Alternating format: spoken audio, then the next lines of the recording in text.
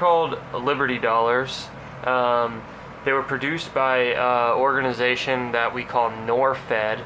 That's the short term for National Organization for the Repeal of the Federal Reserve Act and the Internal Revenue Code. So NORFED is way easier to say. Basically, if you want to find any of these, you just type in NORFED, NORFED, into the internet, and basically you can find all the information you want, and you may be able to buy some. They're kind of hard to get because back in the day when all of this was going down, basically the Secret Service pulled all NORFED coins off of eBay and other online sellers, making it harder to sell and making it harder to find. The reason they did that, and the reason that these are such a big deal, is because they decided to use a US currency. They said $10 with USA on the front, right? So that tricks people into thinking that these are worth 10 US dollars, whereas they're not. These aren't even minted by the government. They were minted by this NORFED company, and they manufactured hundreds and hundreds and hundreds of these, and the goal was basically to get away from the fiat dollar. And the guy, what's his name, Von Nothaus, he was the CEO of this company, and his goal was basically to provide the public with a gold and silver backed dollar that they could go spend and to try to overthrow the Federal Reserve. So these are interesting. I had to get one for my personal collection. They hold quite the premium. As you can see, this is a half ounce, and I paid $20 for it, so that means I paid double silver price on it. But they have such a crazy history, and people do want them, so I have no qualms about whether or not I'll be able to sell it and receive my money back. But let's talk a little bit about these NORFED coins a little bit more. Basically,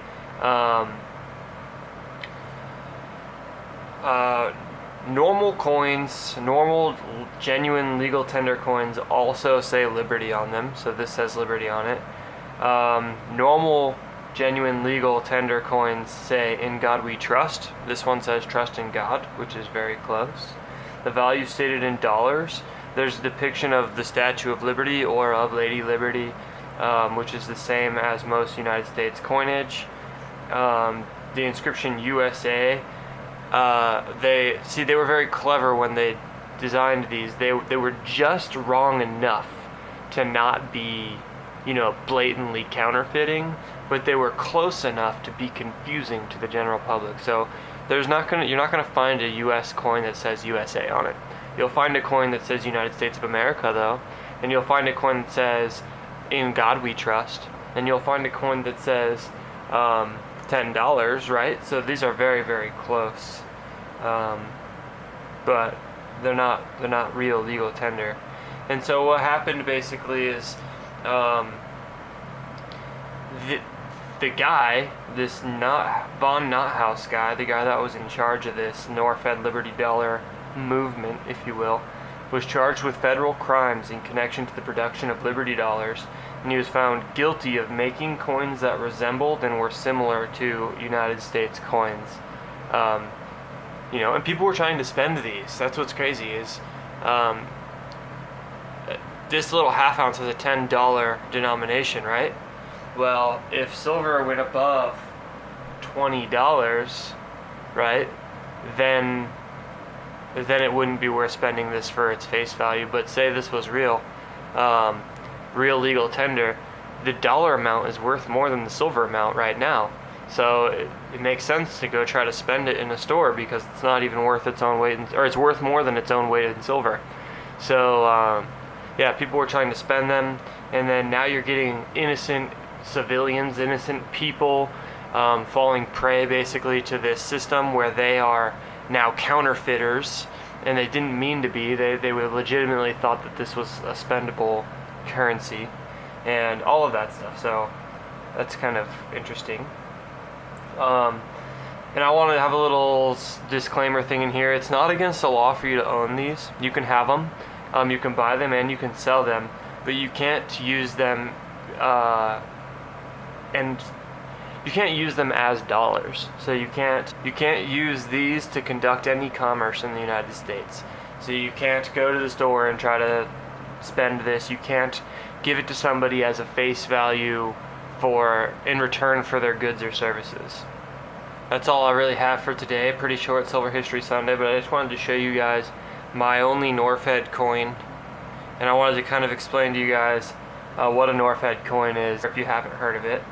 And if you're looking to get one yourself, these are this is the $10 half-ounce one.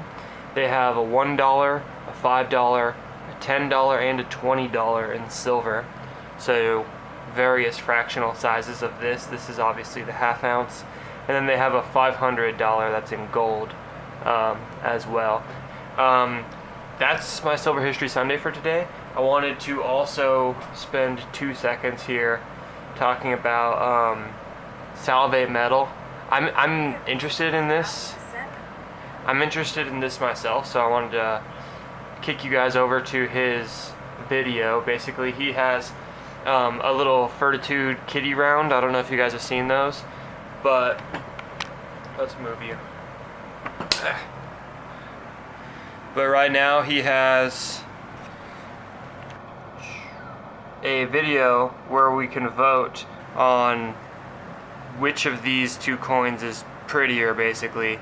And there's the 20 peso from Mexico right there with the cool Aztec Mayan calendar thing. And then there is the 2009 1 ounce high relief American Gold Eagle. And so he's asked us to share it and try to get people to vote, and I think that it would be really cool to see how this turns out. So yeah, if you guys haven't, go check out that video and vote. And if you're like me, the choice is obvious, but you should vote for pesos. Okay, and I had one more thing to share today. I'm gonna put a link down in my description.